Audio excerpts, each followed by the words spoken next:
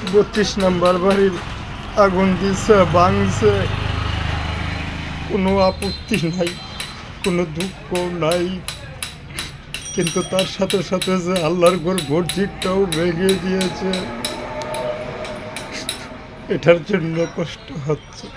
এরা কেমন মুসলমান, এরা কেমন ইসলাম পালন করে, এরা আবার ওয়াজ করে হাসরের মাঠে কিয়ামতের সময় মসজিদ আল্লাহর ঘর ভাঙবেন, আল্লাহর ঘর অটুট থাকবে।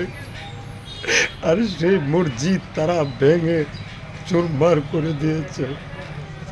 32 নম্বর বাড়ি ভাঙছে, কোনো আপত্তি নাই, মসজিদটা ভেঙে দিয়ে অনেক খারাপ করেছে এরা। আমি জাতির কাছে প্রশ্ন রাখলাম, তারা কি সত্যি মুসলমান? এরা কি মুসলমান? এরা কেমন মুসলমান? এরা কেমন জাতি? কেমন জাতি এরা? এ কেমন বিবেকবান মানুষ এরা?